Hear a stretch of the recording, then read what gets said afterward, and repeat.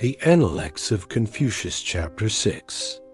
6.1 The Master said, Yong Ran Yong is fit to face southward rule as sovereign. 6.2 Zhong Gong asked about Zizang Bozi. The Master said, He suffices, he is simple. Zhong Gong said, If simplicity is grounded in reverence when governing, is that acceptable? But if simplicity governs both mind and action, is that not excessive? The Master said, Yong speaks rightly. 6.3 Duke Ai asked which disciple loved learning. Confucius replied, Yan Hui.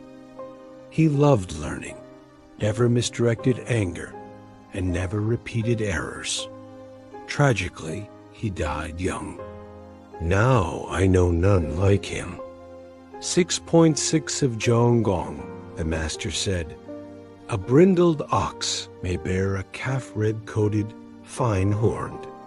Though men might reject it, would nature, mountains and rivers cast it aside? 6.7 The Master said, Hui could dwell in humaneness for 3 months unbroken. Others manage but days or weeks at best. 6.8 Jikongze asked if Zhongyu Zilu could govern. The Master said, Yu's decisive governance would pose no problem. And Ci Zigong? Ci's perceptive no problem? And Qiu Ranyu? Qiu is accomplished no problem. 6.9 The Ji family invited Minzikian to govern Fei. Minzikian said, Decline politely. If pressed again, I'll flee beyond the Wen River. 6.10 Boniu fell ill. Visiting him, the Master held his hand through the window and lamented, It is fate. That such a man should suffer so. That such a man should suffer so. 6.11 The Master said, Worthy indeed was Hui, with a bowl of rice, a gourd of water, in a wretched alley others would despair, yet Hui remains joyous. Worthy indeed. Commentary, worthy denotes high moral intellectual attainment near perfection, yet distinct from sagehood. 6.12 Ranyu said, I delight in your way, but lack strength to follow it. The Master said, Those lacking strength quit midway. You set your own limits. 6.13 The Master told Zixia, Be a noble scholar, not a petty scholar. 6.14 Ziyu governed Wusheng. The Master asked, Have you found capable people? Ziyu said, Gantai Miming, he never cuts corners and visits only on official business. 6.15 The Master said, Meng Shifan avoided boasting. Covering a retreat, he whipped his horse at the gate, saying, My horse lagged not my courage. 6.16 The Master said, Without Zhu Tu's eloquence or Song Zhao's beauty, one struggles to survive this age unscathed. 6.17 The Master said, Who exits without a door? Why then does no one take this way? 6.18 The Master said, Substance without refinement breeds coarseness. Refinement without substance breeds pedantry. Refined substance makes the noble person. 6.19 The Master said, Humans are born upright. Those deviating survive only by luck. 6.20 The Master said, Understanding falls short of loving. Loving falls short of delighting. 6.21 The Master said, Teach higher truths to those above average ability.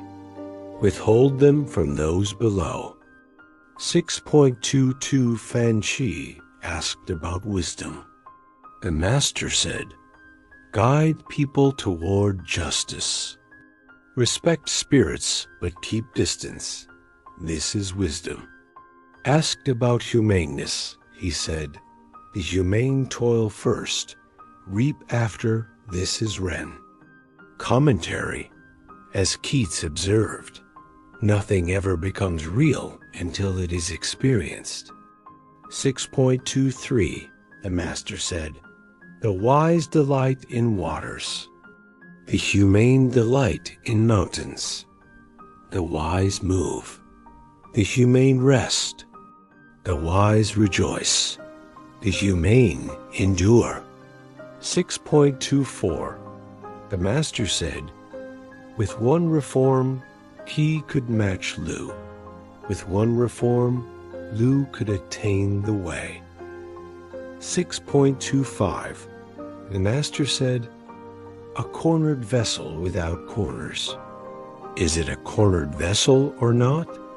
6.26 Zai Wo asked, would a humane man jump into a well if told Ren lies at the bottom? The master said, why would he? A noble may approach the well, but not fall in. He may be misled, but not utterly fooled. 6.27, the master said, the noble person, widely learned in culture and disciplined by propriety, will avoid transgression. 6.28, when Confucius met Junzi, notorious consort, Zilu disapproved. The master swore, if I did wrong, may heaven reject me. May heaven reject me. 6.29, the master said, the mean as virtue, is it not supreme? Rarely has it been realized among people. 6.30 Ziyong asked, if one broadly benefited the people and aided the multitude, could he be called humane? The master said, more than humane, a sage. Even Xiao and Shun found this hard. The humane establish others as they seek their own establishment. Enable others as they seek their own success. To guide others by one's own feelings. This is the method of Ren.